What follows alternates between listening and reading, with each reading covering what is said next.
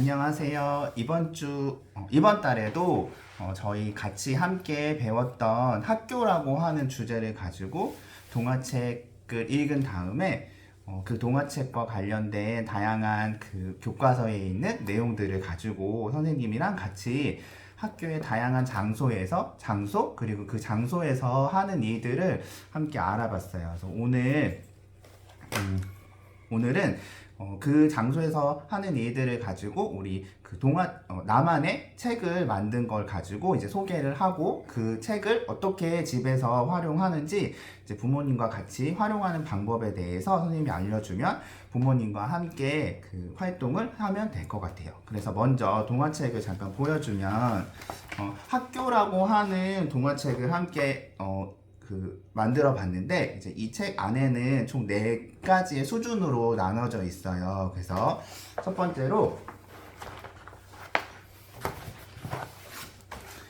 글자를 잘 모르는 친구, 이제 막 그림으로 글자를 확인하고, 글자보다는 그림을 통해서 글자를 아는 친구들 같은 경우에는 선생님이 여기 붙임딱지를 이렇게 붙여 주었어요. 그래서 이 붙임딱지를 떼고 난 다음에 활동을 할 때, 먼저, 부모님과 함께, 이 첫 번째 교실이라고 하는 그림을 찾아서 붙여보고 교실에서 하는 일을 부모님이 넘겨주시면 될 것 같아요.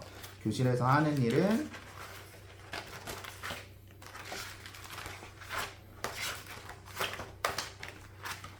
수학 공부랑 이제 글자 공부를 하는 게 이제 교실에서 하는 일이겠죠. 이렇게 떼어주고 교실에서 하는 일 수학 공부를 학부모님이 읽어주고 그 다음 이 그림 상징과 같은 그림 카드를 그림 상징을 찾아서 붙여주시면 돼요.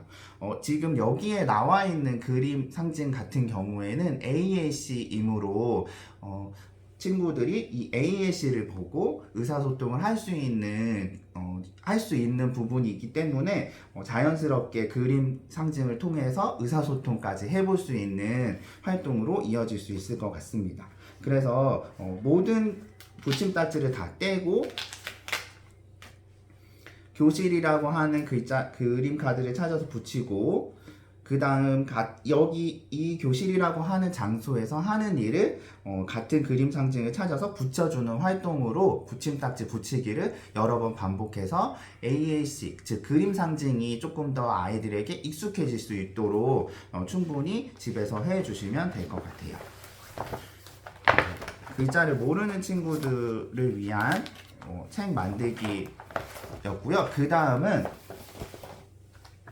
글자를 보고 쓰기가 가능한 친구들 그리고 이제 글자를 어느 정도 아는 친구들 같은 경우에는 이제 글자 쓰기가 우선이 되는 친구들이겠죠. 그래서 선생님이 빈칸으로 만들어 주었어요. 그래서 이 빈칸에 위에 그림 상징에 보면 글자가 적혀 있어요. 그림 상징에 해당되는 복원실이라고 적혀 있는데 반투명 라베이지를 붙여놨기 때문에 연필로 복원실이라고 쓰고 지울 수가 있어요. 그래서 여러 번 계속 반복해서 쓸 수 있으니까 여러 번 반복해서 쓰는 활동을 중점적으로 해주면 될 것 같습니다. 그래서 복원실이기 때문에 먼저 복원실을 썩 쓰고 복원실에서 하는 일인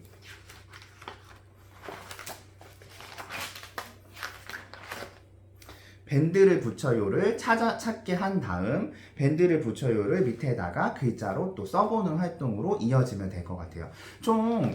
활동은 하는 일은 2가지씩 나와 있기 때문에 그 2가지를 찾아서 해보면 되는데 글자를 충분히 아는 친구들 같은 경우에는 이미 한 2주, 3주 정도 계속해서 하는 일에 대해서 반복해서 수업 시간에 했기 때문에 충분히 그림을 보여주고 그것과 같은 것 하는 일을 찾는 것은 충분히 할 수 있을 거기 때문에 학부모님들이 열심히 여러 번 반복해서 집에서도 해주면 그 글자나 아니면 쓰는 것에 조금 더 익숙해지는 활동으로 이어질 수 있을 것 같습니다. 그래서 복원실을 먼저 보여주고 하는 일을 찾는 것을 하는 활동으로 해봐도 좋지만 하는 일을 먼저 보여주고 그 다음에 이 하는 일이 어느 장소에서 일어나는지에 대해서 찾아보게끔 하는 것도 좋은 방법이 될 수 있을 것 같습니다.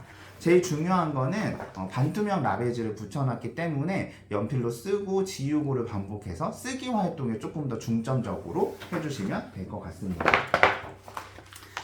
그 다음 이제 세 번째 수준의 아이들은, 세 번째와 네 번째 수준의 아이들은 따라쓰기가 가능한 아이들의 수준으로 동화책을 만들었어요. 그래서 똑같은 학교라고 하는 동화책인데, 동화책을 열어보면,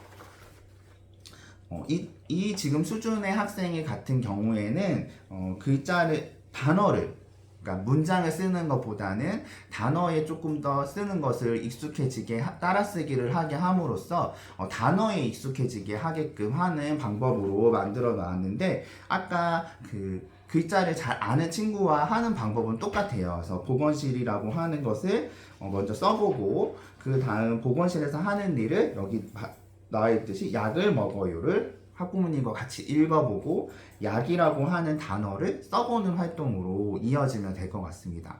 그래서 아까 글자를 잘 아는 친구들은 반대로도 활동을 했는데 이 따라쓰기 하는 친구들 같은 경우에는 반대로 하게 되면 조금 더 헷갈릴 수 있기 때문에 오히려 그냥 장소를 보여주고 하는 일을 찾는 활동을 여러 번 반복하는 것이 아이들에게 조금 더 글자에 빠르게 익숙해질 수 있는 활동이 될 것 같습니다.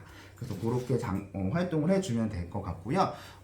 똑같이 내용은 똑같은데 이제 따라쓰기도 똑같은데 따라쓰기 중에서 문장으로 쓸 수 있는 친구들, 이제 따라쓰기가 조금 글자를 어느 정도 알아서 따라쓰는 것이 문장으로도 가능한 친구들 같은 경우에는 아까는 단어를 쓰는 거였다면 이번에는 문장으로 전체의 문장을 쓰는 것으로 준비를 해 주었습니다. 그래서 똑같이 보건실이라고 하는 장소를 먼저 알아보고 보건실이라고 쓰고 이 보건실에서 하는 일을 똑같이 동화책을 넘기면 단어가 아니라 이렇게 문장으로 쓰는 페이지가 나오기 때문에 그걸 같이 읽어보고 따라서 읽으면서 따라 써보는 활동으로 이어주시면 될 것 같습니다. 학교라고 하는 공간은 아이들이 가장 많이 익숙하고 그리고 가장 오랜 시간을 함께 하는 공간이기 때문에 이 장소 외에도 친구들과 다양한 학교의 다양한 장소들을 더 알아본다든지 아니면 학교의 여러 장소에서 두 가지의 하는 일만 알아봤다면 그 외에도 다른 하는 일은 뭐가 있는지에 대해서 함께 이야기를 나누는 활동까지 이어지면 조금 더 풍부한 활동이 될 수 있을 것 같습니다. 그래서 이 동화책 같은 경우에는 이번 주에 완성을 해서 이제 이번 주 금요일이나 늦어도 다음 주 월요일에는 가정으로 배부가 될 거기 때문에 그 가정으로 배부가 된다면 그 가정에서 학부모님과 같이 친구들과 같이 함께 활동을 해주시면 될 것 같습니다. 다음 11월 그리고 11월, 12월에 한 2권 정도의 동화책이 더 나갈 예정인데 그때 다시 영상으로 어떻게 하는 그 동화책을 어떻게 집에서 활용할 수 있는지 영상을 또 찍어서 또 가정으로 보내드리도록 하겠습니다. 그럼 다음에 또 만나도록 하겠습니다. 모두 안녕.